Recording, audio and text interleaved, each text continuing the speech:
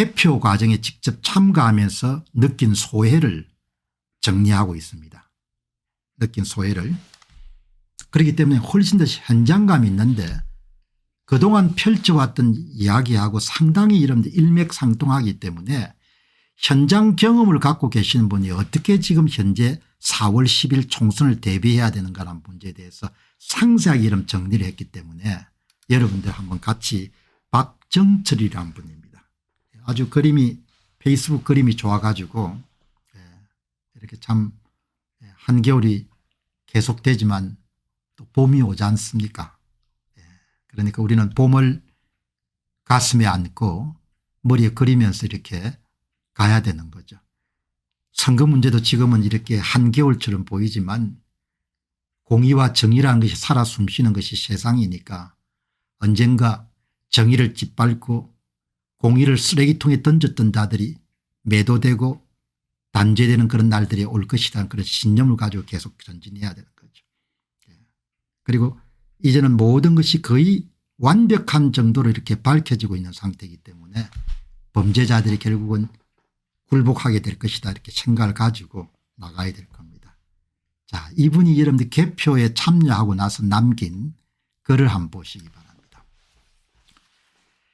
사전선거 참가인으로 투표장에서 우물정자를 써가며 투표인 수를 세어보았으나 정확한 파악이 쉽지 않았습니다. 이게 쉽지가 않습니다. 그래서 사전투표 참가자 목록을 작성해야 되는 겁니다. 마치 당일 투표에서 당일 투표 선거인 명부가 이미 작성되어 있는 거 체크하는 것과 마찬가지로 이제 흰 백지 위에 일렬 번호가 있는데 사전투표장에 도착하신 분들 순서대로 성함, 주민번호, 전화번호, 사인 이렇게 이름 작성을 해가지고 투표소 단위에서 세야 되는 겁니다. 참관을 오전 오후 중 선택해야 되고 양일간 정확히 파악하는 데는 실패했습니다. 경험을 이야기하는 겁니다. 무슨 이렇게 카운트나 이런 걸 써가지고 안 된다는 겁니다. 전국 모든 투표소에 수많은 인력을 배치해야 되는 문제이고 그 사람들을 철저히 다 교육해야 되고 한 투표소에서 총 4명이 필요하기 때문에 애로 상황이 있었습니다. 국민의힘 같은 정당 협조도 전무했습니다. 이전에 부방대 부정선거 방지대 같은 조직이 또 한 번 필요한 상황인데 당과 공조하여 확실한 감시 차원의 활동으로 사전투표 투표자 부풀리기 가짜투표를 막아야 됩니다. 아주 핵심인 겁니다. 현장 경험을 겪고 계시는 박정철 님이 하신 이 경험이 바로 우리가 추구한 발견하고 거의 일치하는 겁니다. 사전투표 투표자 수 부풀리기 가짜투표를 막아야 됩니다. 정확한 지적입니다. 그래서 사전투표자 수 부풀리기를 막아낼 수 있는 것이 바로 4.15 4월 10일 총선의 결과를 결정하는 데 결정적인 요인이다 이야기죠. 이것을 직시하고 국힘이나 행안부에서 여러분들 나서게 되면은 원하는 결과를 얻을 수 있겠지만 그렇지 않으면 굉장히 어려운 결과를 맞을 수밖에 없지 않겠느냐 그런 생각하는 겁니다. 사전투표자 수 부풀리기를 막을 수 있느냐 그 이야기를 정확하게 하지 않습니까?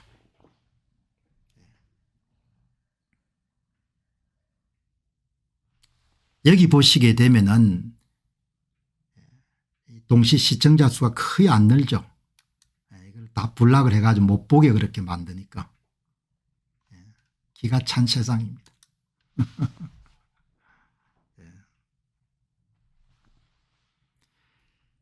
나라가 흥하고 망하는 그런 중요한 문제를 못 보게끔 이렇게 계속 방해하고 그냥 구독자 수를 계속해서 빼고 별짓을 다 하는 거죠. 투표관리관 직위는 직접 투표관리관 직접 날인하더라도 사전투표일 전에 미리 등록해 하거나 투표관리관 한 명씩 이미지 사인을 찍어 빼돌리도록 투표소나 배치하여 투표관리관 인형을 확보하면 가짜투표지를 얼마든 제3의 장소에 출력하여 중간에 몰래 투표함에 넣을 수 있는 허점이 많이 있습니다. 사전투표일 전에 투표관리관 개인 도장을 등록해야 할 겁니다. 그까지 여러분들 국민의힘이 싸워가지고 쟁취를 못할 겁니다. 왜? 선관위는 목숨줄이기 때문에. 투표관리관 개인 도장을 완전히 무력화시킬 수 있는 방법은 선관위가 투표관리관 개인 도장 날인을 양보하면서 사전투표일 10일 전에 투표관리관 개인 도장을 등록하게 하는 겁니다. 그러면은 도장 이미지 파일을 다 딸 수가 있는 겁니다. 누군가 사전투표일 전에 미리 투표 등록해 하거나 투표관리관 인형을 확보하면 가짜 투표들 얼마든지 제3의 장소에 출력해서 4박 5일 사이에 중간에 다 투입할 수 있는 겁니다. 이게 핵심인 겁니다. 결국 하려고 시도하면 들키지 않고 할 수 있는 구멍이 허다한 것이 행랑식 투표함과 우편을 동원한 선거관리 시스템입니다. 중장기적으로 사전투표 제도를 폐지하지 않는 한 대만식으로 현장 투표 후 현장 수개표 방식으로 진짜 수개표 방식으로 복원하지 않으면 좌파들이 장악한 선거 제도를 벗어날 수가 없는 겁니다. 이거를 대통령께서 나라를 살린다는 차원에서 이 문제를 바라봐야 되는데 윤 대통령은 전혀 그런 생각이 없으신 분 같아요.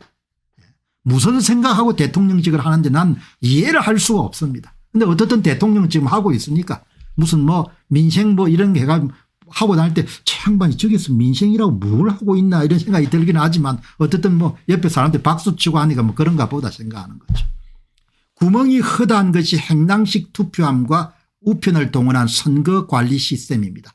하려고 시도하면 들키지 않고 할 수 있는 구멍이 얼마든지 있다는 겁니다. 이게 직접 개표 현장을 참여한 박종철 님이 주시는 의견인 겁니다. VPN만 있으면은 현재 사전투표소와 동등 접속 권한의 투표관리 시스템에 접속 가능한 제3의 장소에서 가짜 사전투표소를 얼마든지 만들게 네트워크망을 개방하여 접속이 가능하다는 것이 국정원 보안점검 결과입니다. 뭐 이런 가상 시나리오로 그냥 제3의 장소에서 네트워크를 연결해 가지고 진짜 가짜표 진짜 가짜표 진짜 가짜표 그냥 전산 조작에 따라서 만드는 표를 얼마든지 만들 수가 있는 겁니다. 그렇게 되면은 관내 사전투표지를 유령인 명의로 원하는 수량만큼 실제 투표소를 임의로 선택하여 실제 투표를 그곳 투표소에 발급한 것처럼 부풀려서 제3의 장소에 출력하고 기표 날인한 가짜 투표지를 각 해당 지역 선관위 수신 등기로 우체국을 통하여 발송시키면 지역 선관위는 그 등기물이 진짜 투표인지 가짜 투표인지 구분한 방법이 없습니다. 우체국 내부자의 협조 부정선거 조직 요원이 있을 것으로 강하게 의심됩니다. 얼마든지 조작을 할 수 있다는 겁니다.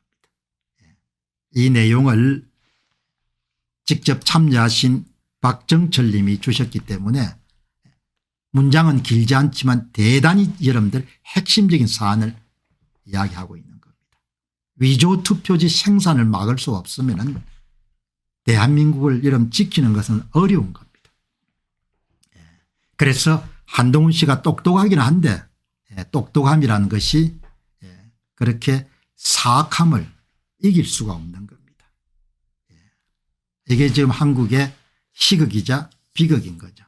그러니까 여러분 쉽게 이야기하게 되면은 1번 2번 3번 단계에서 사전투표율을 부풀려 가지고 본인들이 목표하는 위조 사전투표자 수를 쑤셔 넣는 그 방법을 막기 위해서는 투표소 단위에서 현장 수기 작성에 사전투표 참가자 목록 명단 이런 것을 만들 수가 없으면은 4월 10일 총선에서 무진장 조작을 할 거란 이야기입니다.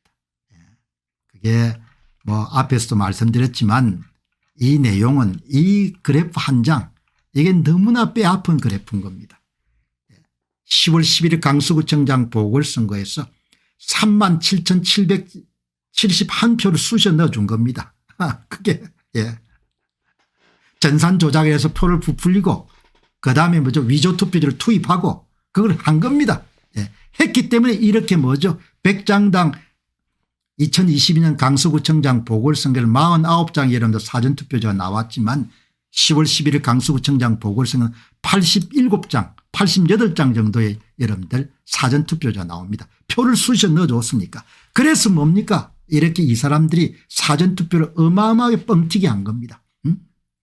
사전투표를 어마어마하게 뻥튀기가 뭐죠? 그만큼 그 여러분들 여기에 늘어난 1116만 표 늘려가지고 거기에 여러분들 일정 부분을 위조 사전투표지로 투입하는 그런 작전을 쏘은 겁니다.